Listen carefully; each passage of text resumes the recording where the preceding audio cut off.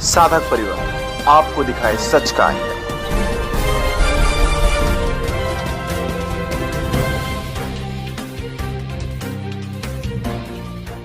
12 नवंबर से 18 नवंबर के बीच संत आसाराम जी बापू आश्रम अहमदाबाद के अंदर विद्यार्थी अनुष्ठान शिविर होने जा रही है। लेकिन जो गुरुजी ने आज्ञा दी है, आज्ञा के अनुसार जो अनुष्ठान होता है उसका प्रभाव बहुत अलग होता है। तो ये बच्चों में बहुत ही सर्वांगीण विकास के लिए, बहुत ही जीवन उन्नति के लिए उनकी ये शिविर बच्चों की लगाई जाती है। पूरा दक्षिण गुजरात से जो बच्चे जानना चाहते हैं सूरत आश्रम बाल संस्कार का संपर्क करें। भैरवी आश्रम में चेतन भाई का भी संपर्क कर सकते हैं, वापी आश्रम मुकेश भाई का भी संपर्क करते हैं। पूरे भारत भर में बापूजी की 1200 समितियां हैं, 450 आश्रम हैं, सेवादारी हैं, आश्रमवासी हैं, तो सब जगह व्यवस्था रहती है। जिसको ट्रेन में जाना चाहता है ट्रेन में जाए, जो पर्सनल जाना चाहे पर्सनल जाए, लेकिन किसी तरह भी शिविर का वहाँ पे हमको लाभ लेना है। कमलेश भाई है, सूरत आश्रम के महेश भाई है, उनसे जानेंगे कि 12 नवंबर से 18 नवंबर के बीच संत आसाराम जी बापू आश्रम अहमदाबाद के अंदर विद्यार्थी अनुष्ठान शिविर होने जा रही है। तो बात करेंगे पहले कमलेश भाई से। कमलेश भाई, 12 से 18 नवंबर सुना अहमदाबाद के अंदर कुछ कार्यक्रम होने जा रहा है।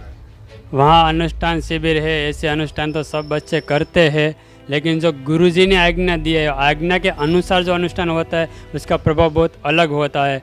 ये हमारे 2012 से शिविर शुरू है, आज की तारीख तक शुरू है, और ये जो शिविर में आते हैं बच्चे को बहुत लाभ मिल रहा है।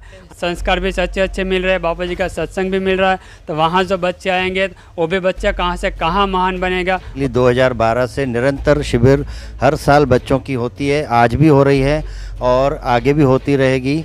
तो ये बच्चों में बहुत ही सर्वांगीण विकास के लिए, बहुत ही जीवन उन्नति के लिए उनकी ये शिविर बच्चों की लगाई जाती है। आजकल के बच्चे जो कि माता पिता के कहने में भी नहीं रहते हैं, स्कूल में टीचरों की भी बात नहीं ध्यान देते हैं, लेकिन बाल संस्कार में आते हैं तो वे माता पिता का महत्व भी समझते हैं और घर जाके फिर माता पिता का आदर करने लग जाते हैं। क्लास में जाते हैं तो शिक्षकों का आदर करते हैं, उनकी बात ध्यान से सुनते हैं। तो ये सारे संस्कार, कहाँ तो धूप का वातावरण होता है और बाहर धूप में बच्चे घूमते रहते हैं, खेलते रहते हैं और मोबाइलें हाथ में लेके बैठे रहते हैं, और कहाँ तो शिविर में आके इतनी उन्नति होती है कि आसन, प्राणायाम, सुबह जल्दी उठना, दिनचर्या पूरी बताई जाती है।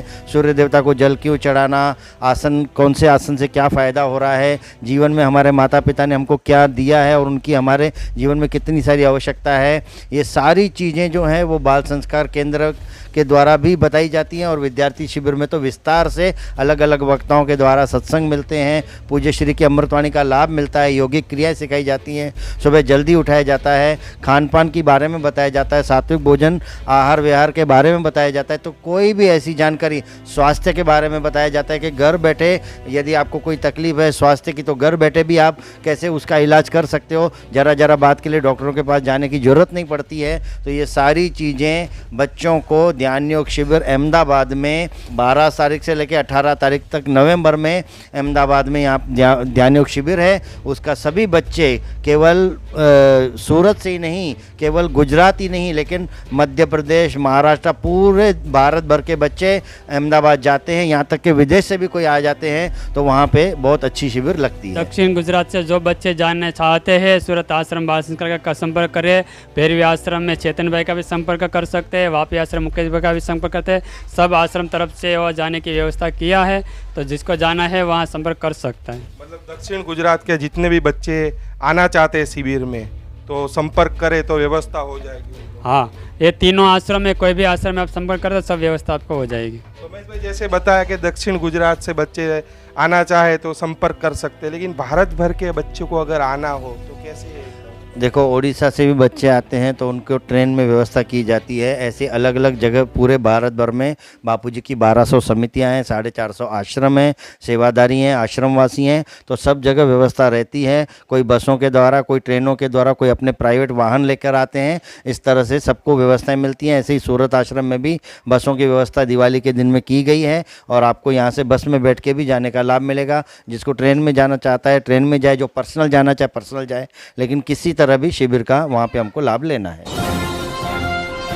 जानिए देश की पल पल की खबर नीलेश ठक्कर के द्वारा आपके अपने साधक परिवार पर। साधक परिवार आपको दिखाए सच का आईना।